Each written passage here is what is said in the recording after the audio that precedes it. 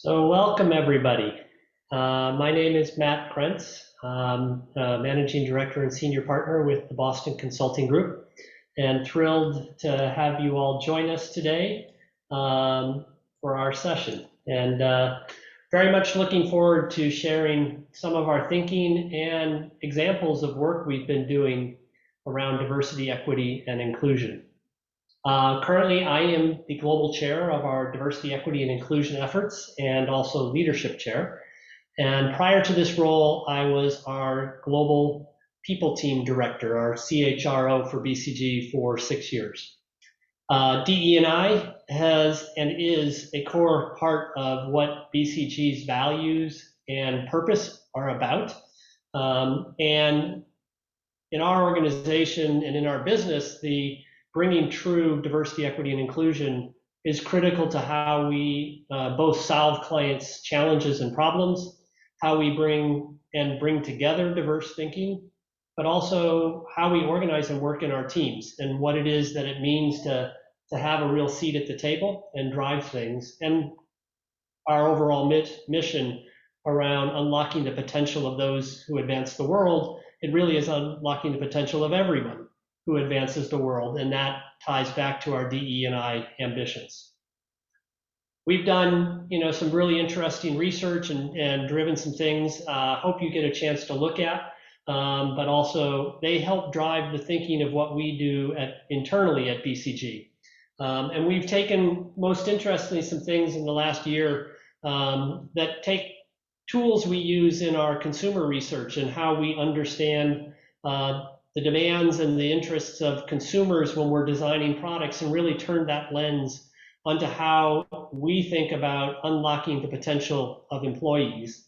Our most recent report out on that is called "It's Time to Reimagine Diversity, Equity, and Inclusion," and it really gets into not just the functional aspects, but also the technical and emotional aspects of what really helps shape opportunity and inclusive cultures, and really trying to break down the simplistic way we often define diversity and look at the more nuanced things that actually start to shape someone's career and experience over the course of that career. And we've also just released something earlier this year, which is why the first year matters for LGBTQ+ employees, which really identified that first year you're entering and joining an organization, and your comfort in being able to be yourself, and often tied to that to come out, that first year is pivotal in the experience that leads forward. And those that don't really feel comfortable coming out in that first year, it often impacts whether they ever feel that opportunity or that they can. And so it shapes a lot of your connection and how you feel within the organization. And the organizations have a large impact on that. And so there's really a call to how do we make sure our inclusive cultures are impacting and made aware to people right from the beginning. So as part of that, I think we thought it would be great if we could take examples of work we're doing across internal, external, and really give you a little lens into what's been coming out of that. And we have three individuals that are joining us today. You can see pictured here. Justin Dean, who's going to talk about a project that he worked on that supported the launch of a major new product offering that's tied to the certification of corporations and how they address racial inequity in the workplace. It's really some fascinating things that I think as corporations adopt this and we get people online, it can help advance their thinking around how they can really make progress on those dimensions. Kirsten Wu will talk about work that she and I did together, actually on a people strategy that was focused on diversity and inclusion for a Nordic pump company. It doesn't sound like necessarily the first thing you think about of diversity, but was fascinating in how we tackled and thought about what their ambitions were and how they could really apply that in their global organization, but one that came from a very family and Nordic culture for many, many years. And then Simon is going to share his experience working with the LGBT Center of New York City, and work that we had that I think was a year ago that was really eye-opening around how the way we think about and the cohorts of LGBTQ plus, how those maybe have evolved much more than we're aware of, and what that means for organizations and how we tackle those problems when we may have a more static view as senior leaders of what this is, and it's a much more dynamic and I think rapidly changing world out there along those. So before we jump into that, I'm going to ask that we maybe, I think you can talk a little bit about the process for putting questions in and stuff like that, and then we can turn it over to Justin. Great, thank you, Matt. Yes, so everyone on the call, we will be taking questions via slido.com. So you can scan the QR code on the screen, or you can enter slido.com on your phone or on your laptop. You just need to fill in the code global DIV November, so NOV and the number 2 for today's date. So global DIV November 2 to join the session. And we will be taking questions at the end of the event where all three have spoken. Great, so thank you so much. I'm pleased to now turn you over to Justin, who will give his take on the first case. Hey, good afternoon, everyone. I'm Justin Dean, Managing Director and Partner and lead our Washington, D.C. office. Pleasure to be here today. The case that I'll be talking about is work that we did following much of the social unrest in the summer of 2020, following kind of George Floyd.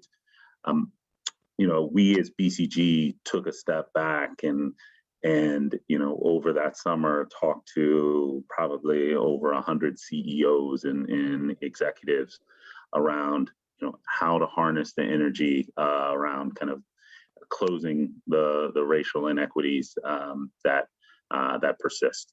As we think about it in the United States, the racial equities are pretty exhaustive, where 45%. There's a differential of only 45% own their home.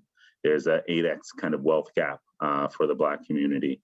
With student loans, 53% more people are in default. For a lot of people, these statistics, were not new, but I think really kind of call to light some of the structural inequities that existed. So what we did, maybe on the next page, so what we did was actually start to say, if we were to team with others, and our CEO at the time, Rich Lesser, plus the CEO for Vista Equity, Robert Smith, and the CEO for PayPal, Dan Schulman, kind of came together and said, let's pull people together and let's figure out how we can better concentrate efforts. This is an eye chart, not meant to be detailed, but what we said was, where are the inequities the most significant? If you start with any business problem and bring that to bear, you're going to go focus on areas that are in most need. What we found were, the southeast part of the United States, which is also home to, over 50% of the African American or Black population in the U.S., also suffered from the most amount of inequities. So if you're actually looking to kind of go move the needle, from a social impact perspective, start where the needs are the most.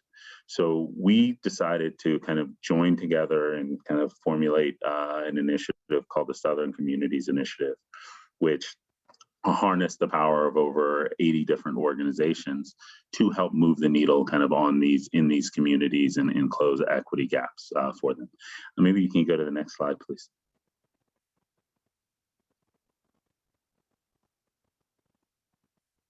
So in these 6 communities, Atlanta, Birmingham, Memphis in the Delta, Houston, and New Orleans and Charlotte, these are often cities that many of you might not even know about. They're cities that are often forgotten about, as you think about some of the attention, that companies, corporates, federal governments, and nonprofits were focused on. Yet it does, encompass half of the Black population in disparities. So we said, and particularly the rural areas around some of these urban areas. So we said, how can we help fix that? So we wanted to be a catalyst to do 4 things. On the next page.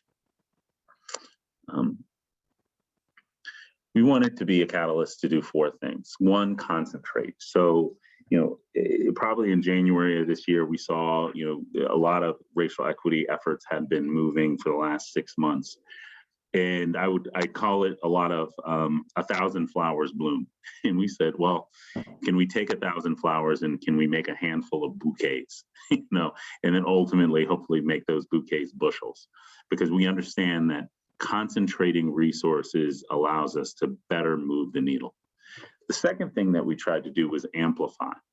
So, we believed in a place-based change strategy. So in each of these 6 communities, there were organizations that were doing amazing work around diversity and inclusion and racial equity. How could we amplify the profile of those organizations and those also kind of very smaller nonprofit organizations that they were working with, and raise their profile? Because oftentimes the nonprofits that were actually driving the most change sometimes didn't get the right spotlight. And from there, we could matchmake and bring national resources from a corporate level into these communities to drive change. And we'd also look to coordinate and improve capacity. So instead of having these 6 communities take on the concept of driving equity and inclusion independently of one another, how can we create a learning environment by which they can learn from kind of the missteps or successes from one another, and also build capacity internally so that they can be strong. And then finally, I'm a firm believer in as many are, nothing gets moved that doesn't get measured, right? So how do we sustain and track, right? So that we're understanding how we're making moves and kind of tracking progress and impact. So, today, we've established, as I mentioned, over 80 partnering organizations to kind of help create these valuable collaborations kind of in the South, which have fundamentally driven a lot of changes, including, bringing hundreds of millions of dollars of federal funding to improve broadband access in Birmingham. We've connected several people in rural communities to kind of free Wi-Fi and digital divide. We've worked with an entire ecosystem of large corporations in Houston with the Greater Houston Partnership in defining kind of a successful supplier diversity ecosystem, which is giving new opportunity for diverse business entrepreneurs, Black, brown, women, in actually kind of driving change. We've partnered with Management Leadership for Tomorrow in creation of their Black Equity at Work certification, which actually allows Fortune 500 companies to think rigorously about, holistically about the strategies that they're applying. And then we've been working closely with Student Freedom Foundation, Blue Meridian, and the Southern Reconstruction Fund to generate over $100 million that are going to HBCUs, historically Black colleges and universities, to drive change and actually be a catalyst for them to transform. So all very exciting things. We're still in the early stages of this. We're only 6 months, more than 6 months into the effort now, but we're actually starting to see change on the ground, which is, very exciting for us as we're moving forward.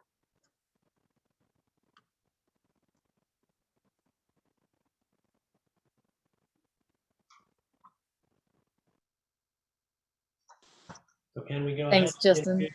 Kirsten. Thanks, Matt. Hi, everyone. Pleased to join you here today. So my name is Kirsten Su. I am a project leader in the Copenhagen office of BCG. I joined BCG back in 2013, and I focus primarily on industrial goods clients. And industrial goods is really business to business, so B2B type of companies. We typically work with huge companies like the one that I'm going to tell you about. But most people have not heard of those names because they are these industrial companies. They really serve the backbone of our economy. The case that I'm going to tell you about is a case that we did for Grundfos. Now, Grundfos is, as Matt mentioned, the world's largest pump manufacturer. So if any of you have had a glass of tap water today, half of you will have used a product of Grundfos indirectly. Grundfos is this industrial goods client, and industrial goods clients are also a little bit known to be a bit more conservative when it comes to the hottest topic, including a topic like diversity, equity, and inclusion. So the issue that they were facing, which is actually not just something only for industrial goods client, but what we hear quite common is they've worked with diversity for quite a few years, but they didn't really see the results coming out of it. They posted a lot of money, but they didn't really get the rewards. So they contacted us and they wanted our help. How could they drive true impact when it came to diversity, equity, and inclusion? And this was a really, really exciting project that Matt and I did together with the rest of the BCG team. It was quite a mindset journey, I would say, that we took the company on.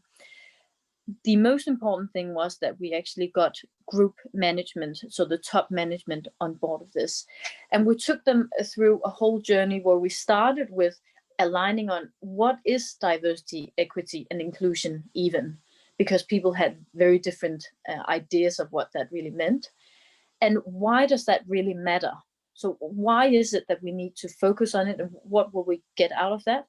And then finally, how do we then achieve diversity, equity, and inclusion?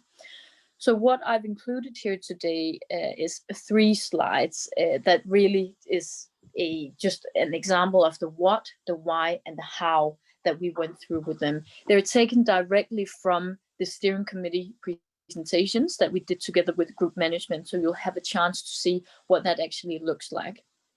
I'll start with the slide that we're looking at now. This was taken from the very first workshop and meeting that we had with group management, where we were aligning them on what does it mean? What does diversity, equity, and inclusion mean? And we explained to them that it's essentially like a 3-legged stool. You need all 3 elements in order to build a high-performing organization. So most people will have heard about diversity. Diversity, and a lot of people think, oh, it's about hiring a few more women. Yes, it could be about hiring women, but really it's about ensuring diverse representation. So that is really to build diversity of thoughts, to build many different perspectives in a team. So that's one part. The other part is equity, and that's really about ensuring equal opportunities for all of the people that you have in the organization, making sure that they join and that they thrive. So one thing is that, let's say you have a lot of female, or you have a lot of LGBTQ plus people, but you need to make sure that they also get the equal opportunities. And then finally, and really important, is the inclusion part. You may have hired a lot of women, you may have given them the opportunity to advance, but if you don't create a culture where they feel that they can express themselves and be themselves and really share their perspective, then you won't get the full value out of them, and you won't really get that diversity of thinking and perspective, which is the true value. So those are the 3 elements that we talked to group management about, and that was really an eye-opener for some of them, at least. For some of them, this was essentially what they already had bought into. But for others, they had just thought of DE&I as, hire a few more women. So having this discussion was hugely valuable to get aligned on what does it mean that we want to achieve DE&I. If you go to the next page, Diana. The second slide I've included here today is the why. So this was a page that we brought in the second workshop with group management. And we had to explain to them, so one thing is, what is it? But why is it that they should focus on it? And why should group management, the most busy people of the company, why should they spend time on this topic? And what we showed them was, with a lot of research, that this drives higher financial performance. And they can achieve that through improved innovation, better talent attraction, and stronger decision making. So we showed them actually the research. So it's not just something that we say, but we could actually back it up with data and studies. So we had aligned them on the what, and we've also explained to them the why, and then we got to the how. And that was actually a longer project where we went through their entire DE&I strategy. We laid out a roadmap together with them, where we looked at what is their ambition, what are the targets, what are the interventions that they should focus on, etc. The core of that you'll see on the next page. So Diane, if you could switch to the next page. What we have here are the 5 elements that we agreed with them in their strategy. It was around leadership commitment to diversity, equity, and inclusion. And we actually found out that this leadership commitment was hugely important for all of the employees in the organization. We heard it through focus groups interviews, and we also saw it through a qualitative survey that we conducted. So that was the first thing. The second thing was and is inclusive and global culture for all. For example, ethnic groups, internationals, so international non-Danish employees, non-headquarter employees, and also LGBTQ+.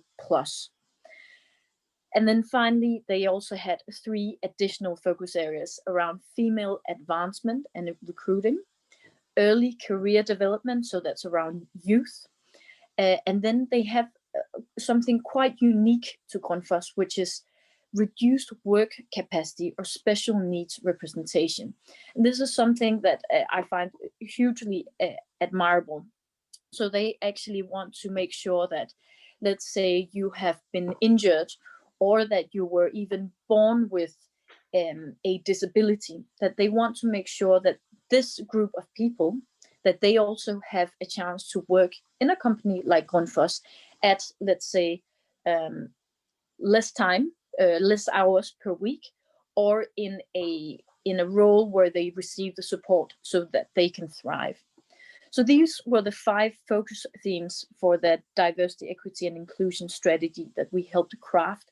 And if you go to Grundfos' webpage under their people strategy, you will recognize these exact 5 things.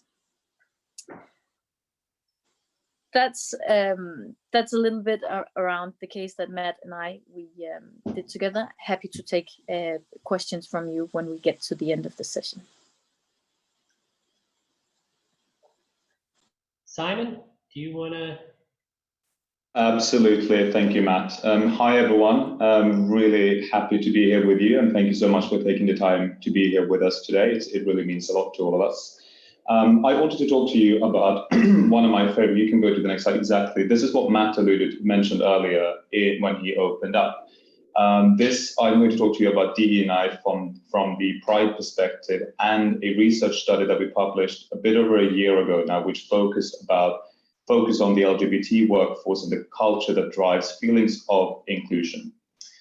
Just by a brief intro, Diane, if you go to the next slide, I did this case when I had been a consultant at BCG for 6 months. Back then I was in New York. I'm currently based in Stockholm, but it was such an amazing opportunity to be part of such a impactful research project early on in my career. So it really sort of set BCG high on the pedestal for me.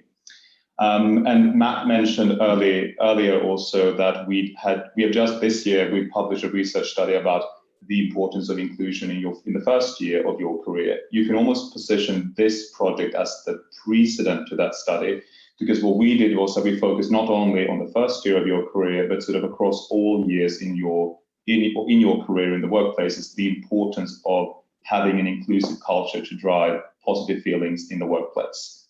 And we did this research study together with the Lgbt Center of New York, which is the world's oldest Pride community center. It came out of the Stonewall riots in the late 60s. And after working brainstorming with them for a good period of time, we arrived at okay, what is the key question that we want to uncover? Well, the question is, what drives the feeling of being included in the workplace? And out of that question, I'm going to talk you through a couple of the avenues and what came out of that, but it's such a fundamental question when we say we want to be inclusive. Well, then the next question is how? What do you need to do in order to be inclusive? It's an easy question. It takes a while to figure out the answer to that.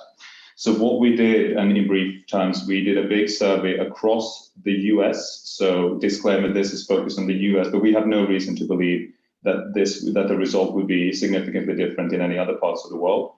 We combined that with lots and lots and lots of research and interviews with both internally within BCG and with corporate partners across the US to understand what is being done today, what is working and what is not working. And then the end result of that, or not the end result, but the first result of that was a white paper that we published of the research findings. And then if you go to the next slide, this is just to point out that it was also incredible to see the impact across media, local, international media. We got an exclusive on Bloomberg News the day when this was launched, and to see how it resonated across not only the US but across Canada, Thailand, Russia, etc. It was really humbling to see how much of an uptake this had and how important this topic is to so many people across the globe. So if you go to that exactly, so there are 4 important findings in the report. Given the time constraint today, I want to focus on the top 2, which is how the generational shift is happening much, much faster than we think in the workplace today, and how prevalent, actually, sadly to hear, everyday discrimination is at work today and what that actually drives. Then you move on. If you go on, and the research, all of this research is publicly available online, so then you will be able to see sort of, okay, how do you fix it and what came out, what are the commercial solutions that we offer. So I think one of the most fundamental insights that we uncovered, and we had a lot of debate about this, whether we had done something wrong in the research study. We almost redid the study because we almost didn't believe the results. But if you look at the graph on the left-hand side, if you look at, okay, what does the LGBT cohort look like across age groups? It's so easy to talk about the, quote, pride community or the LGBT community. You think that it looks uniform across all ages and all different people. Well, what the graph on the left hand shows you is that if you look at the 55 plus age bracket, you see that you have more than half, 57%, consists of gay men, and you have a very small proportion of who identifies bisexuals, no more than 20%. Interestingly, the further down you move in the age brackets, when you reach down to the 18 to 24, the millennial cohort, or whatever you call them, you see a huge shift. The proportion of the traditional gay man goes down from 57% to below 10%. And you have the cohort, the group that identifies with the term bisexual goes from 20% to more than 50% of the cohort. So that is and the same goes with we also, not only did we look at what label you affiliate with, we looked at, okay, what race, how do the race and ethnicity look like within the Pride network, and specifically for the US also sort of Hispanic, how many people identify as Hispanic. And you can see that the further down you go in the age bracket, the more and more you move away from the stereotypical white, gay, traditional gay man to a much more diverse, both from a gender perspective, ethnicity, skin color, etc. And this is not something that is obvious to everyone. And the question we then had to ask, okay, does this matter? Does this mean that other cohorts in the Pride community that are not being served by the solutions that we offer today? If you then go to the next slide, Diana. So this is to the point of, all right, does this actually matter, this generational shift? So one of the many survey questions that we asked was, okay, have you witnessed everyday discrimination in the workplace? And in order to be able to see how this compares for LGBTQ plus versus non-pride or straight people, we had to have a control group so we could compare how the results differed. And as you would expect, the people who identified as LGBT, they have more often, on the left-hand side, they're 1.7 times more likely to have experienced or witnessed everyday discrimination. That in itself is not surprising. But then if you drill down to a bit more detail, you look at this across age groups, something really interesting happens. If you look on the right-hand side all the way to the right, if you look at, again, the 55-year plus age bracket, you see a much higher likelihood of LGBT people to have witnessed discrimination. Whereas if you go down to the 18 to 24 bracket, that difference almost disappears. It's almost no longer statistically significant. So you see that the awareness and to the degree people are attuned is much more aligned, whether you're straight, gay, LGBT, whatever your label is, you're much more likely to observe this in the younger cohorts. And then if you go to the next slide, Diana, something else that we wanted to test is, okay, one hypothesis is if you're not feeling included in the workplace, you're much less likely to be out, and you know, you're less comfortable to bring your whole self to work, which is super important to be able to perform. And what we find was that out of all LGBT employees in the US, but like I said, we have no reason to believe this is significantly different elsewhere, is that 40% of LGBT employees are not out at work. That in itself, perhaps not a problem. You need to, okay, then we wanted to ask, okay, are you happy with, do you want to be out? Do you want to even be less out? You might have been outed or what have you. And we find that, you know, more than a quarter, 26% of the people who are not out said that they wish that they were out. And again, you have a very significant skew towards young people in the people who are not out, but who want to be out. And then you also have a slight difference, a distinction between, okay, you might be out internally to your clients, to your colleagues, but then also importantly, are you comfortable enough to be out to your clients? Something that I always think about when I speak to my clients here at BCG, and I always feel like I have the backing that I have no reason to hide who I am just because I talk to external people.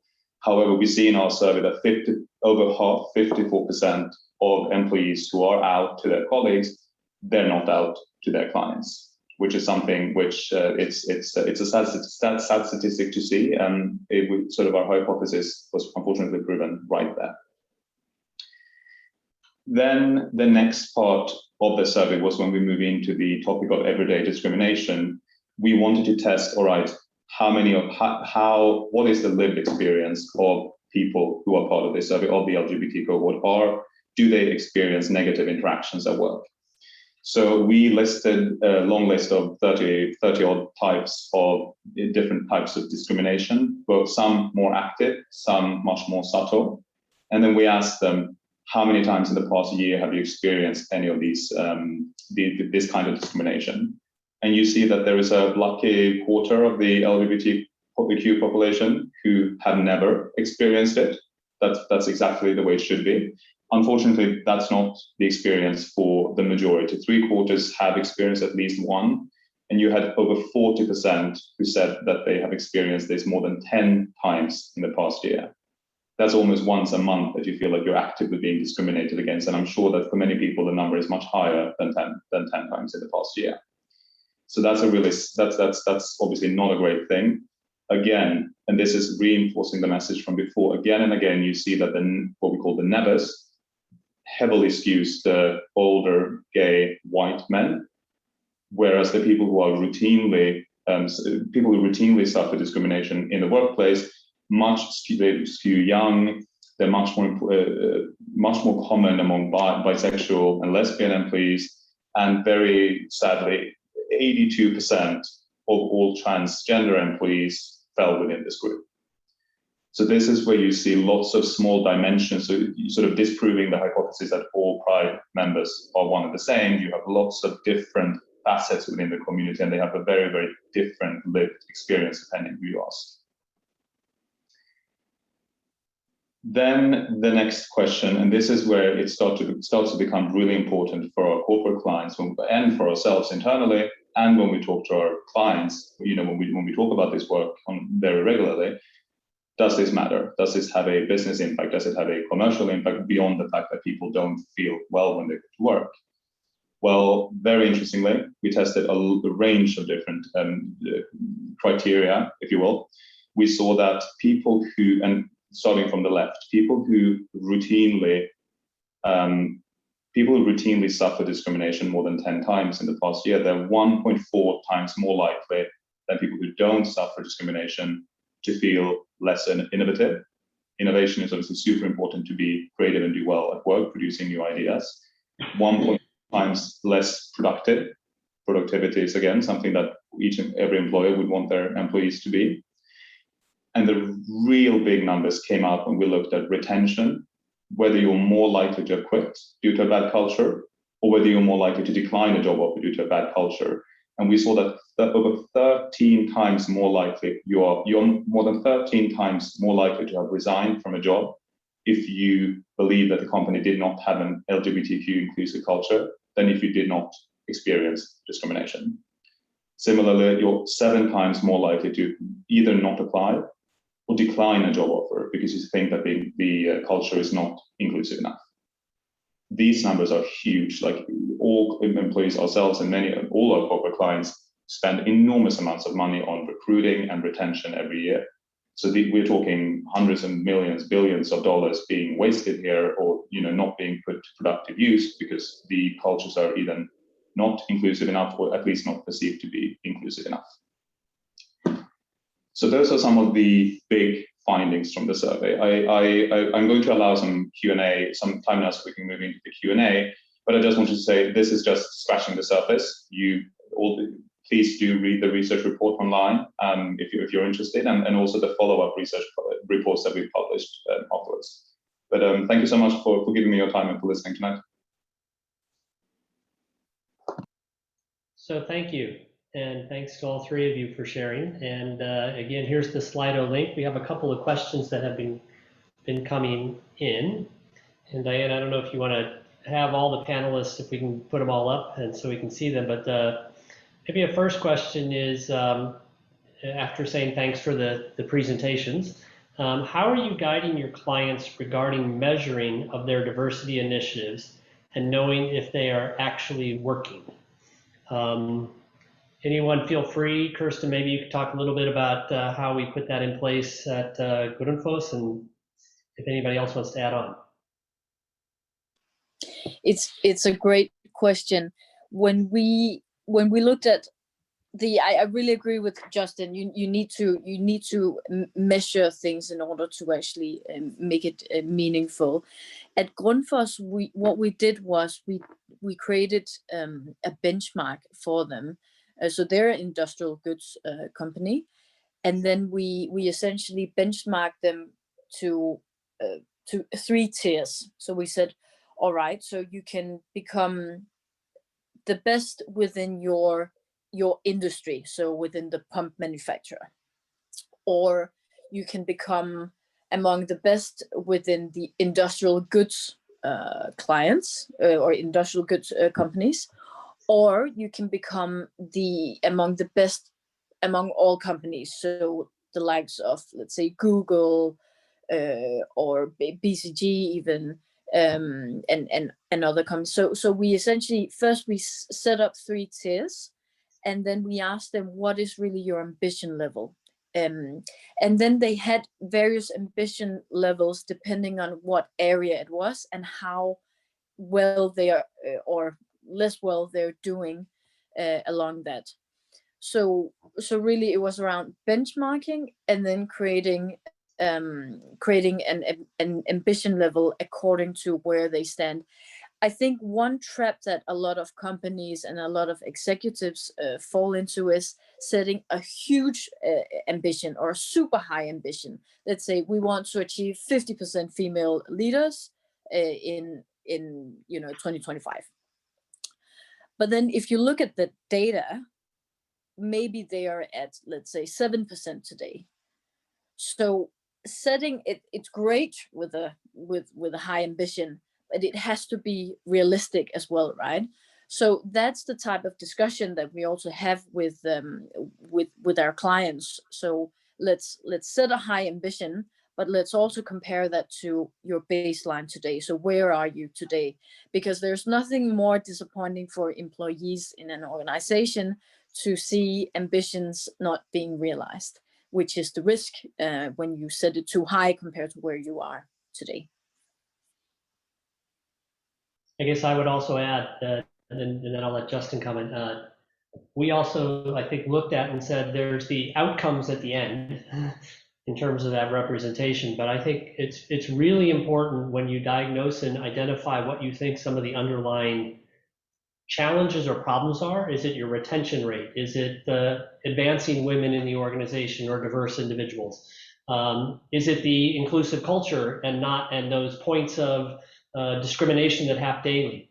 And so putting intermediary measures that allow you to track whether you're changing the culture and making the progress to get you to that goal, I think is critically important, especially for leaders to be able to act on it in the near term. And Justin, I don't know if you wanted to add on to that. No, man, that's 100%. It's, I would say, for many corporations, they don't approach diversity with the same level of business rigor they might other problems.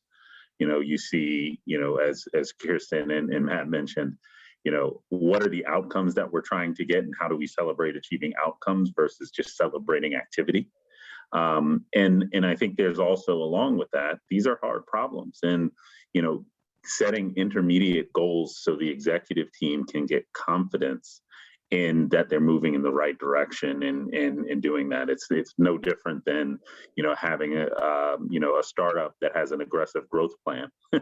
You have mile markers around the way that give you confidence that we're actually going to hit this and can go get more funding and do that. So another question we have here that has a couple of votes, which is wondering how you would advocate for diversity, equity, and inclusion with colleagues who don't understand its importance. Anybody want to take that on? I can start from the. Go ahead, Simon.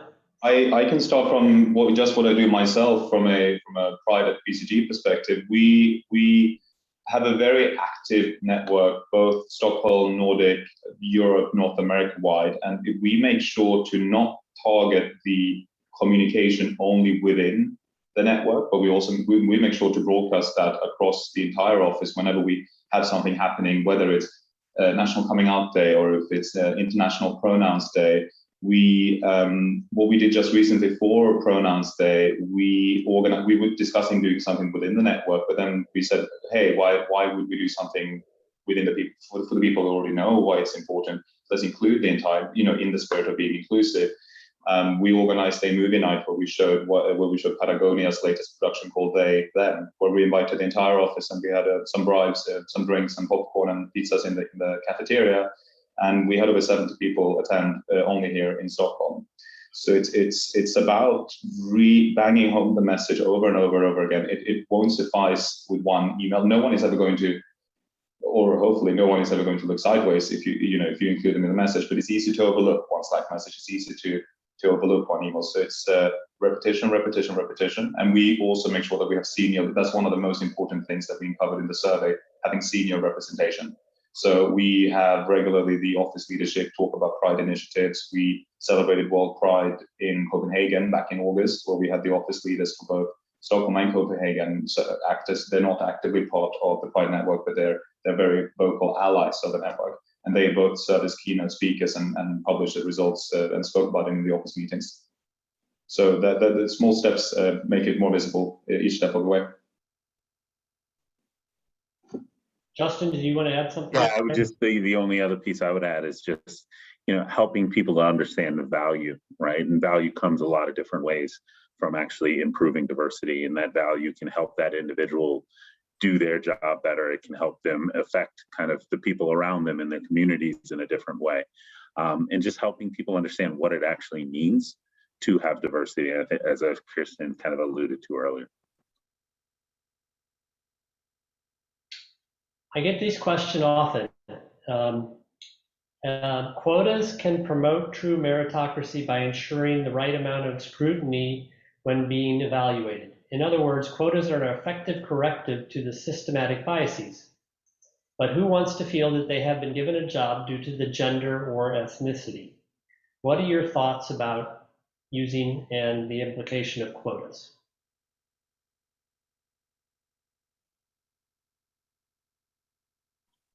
I'm glad to, I'll start on this and then maybe turn it to Kirsten and Simon.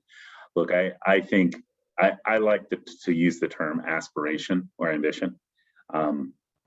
because, you know, in that sense, you're still setting a goal or view on where you want to go, but you're not hamstringing people that might come in that might feel de-empowered from being themselves and feeling like some type of statistic that has come in. But again, like it really all depends on kind of the situation and the environment and where you're trying to work. How do I feel? The answer is extremely ambivalent. I see the pros and I see the cons. Clearly, in order to kickstart something that has taken decades and decades to take off and hasn't moved as much as it should have, there's a very strong argument that you might need quotas to get the ball rolling, and some countries, some companies have implemented that. The backside is, if you quote us, another word that what you could also call it is positive discrimination. And if you're against negative discrimination, should you be in favor of positive discrimination? And to the point that the question raised, who wants to be included based on what colors your skin has or the way you're born? And the last thing I'll say is that you want to include, you don't want to, from a D&I perspective, you don't want to become a separate special group with special treatment. You want, I mean, the ideal end state, at least for me, is where it almost no longer matters, and take that with a pinch of salt. But if you do enforce quotas, there's, in my view, a huge risk that the majority who are not part of the D&I cohort they're trying to promote might have or develop antagonistic feelings against that, because they feel like you're getting the VIP treatment for no good reason, which is not merit-based. And I think that risk is overhanging if you enforce quotas. My personal view is I actually believe quotas often do more damage than good. And similar to Justin, I believe it's very important to have ambition. It's very important to have goals and to use those to move the organization and track your progress. I also believe it's important that you are building people in the organization that you believe are going to succeed in their roles, and that people know that when you promote them, that you have confidence in them. It's as such, I think ambition is important. And people might say, well, you're being semantic. But I think actually there is an important distinction. And at the end of the day, quotas give people an out. Because they basically said, well, I couldn't do anything about it, or I had to do this. Goals and ambitions are about commitment to making a change. And I think it's really important that when you're striving, and if you're falling short of your goal, it's understanding why. And if you have quotas, you never know why. And because you mandate it. And so I think it's forcing the organization to be introspective. It's forcing leaders to ask what they need to do differently to meet their goal. And it's being supportive around those that you're putting into roles or to leadership that you believe in them, which is actually critically important for their legitimacy in the organization and for how they feel represented. So that's why I kind of take a slightly harder stance that while I understand the convenience of them in some sense, I think it's actually a little bit of an out to those that are actually in leadership, forcing them to confront what has to change. I had another question here. Let's see.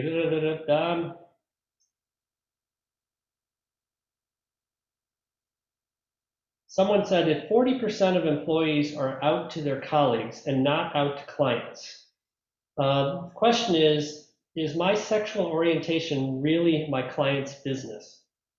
And how does that impact the project I'm delivering for the client? Will the information impact how they see or relate with me? So I'll pick that question up, but I'd love to hear your perspective, Matt, and Justin as well afterwards. We get that question a lot when we talk about this. Does that really matter? Do I really need to come out to my clients? Why should they care?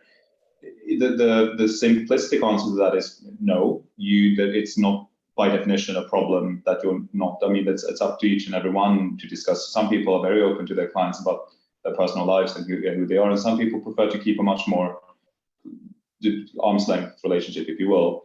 I think where it comes to matter is the people who feel, if you go to a client meeting, client meetings day after day after day, whether you're in a very senior position or a junior position like myself, if you feel like you have to hide who you are, if you have to watch every word you say, because you build bonds and relationship with clients by chit-chatting and how was your weekend, how was your holiday, etc., etc. If you always have to watch out for saying I was with my boyfriend or my partner, or if you always have to say I instead of we, that does consume a lot of energy, which is something we heard over and over again when we did our interviews as part of this research study.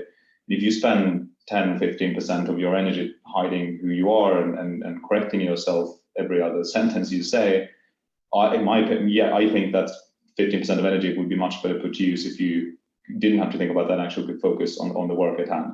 So, and I think it comes down to authenticity. It's not a problem if you don't want to, please, by all means, don't. But if you do, but you feel like you can't, that's when it becomes a problem. Yeah, I'll build on that, Simon. I love that comment. In building on that 15%, if you actually think about, the job that we do is hard, right? It takes 100% of your brain power all the time to solve a lot of the problems that we take on. Imagine hamstringing yourself 15%. It almost becomes a doom loop of, you're not able to perform, and then you have less capacity and you're worried about your previous performance, et cetera. So again, I think it is about just bringing an opportunity to bring your authentic self, depending on kind of what you're comfortable with. But, I think we are supportive of, whatever decisions that you make so that it is your authentic self that you can bring to work every day at BCG. One super quick comment on that, which was interesting when we had our conversations. And this is an interesting part of, if you take pride specifically, that's one of the DE&I aspects that you can choose to hide if you want. Whereas being a woman or racial ethnicity or racial equity, then you don't have a choice. So that's why I think this question about whether you should or not, it doesn't apply across all, because you can't change. I mean, you can tell what skin color you have or whether you're Hispanic or whatever.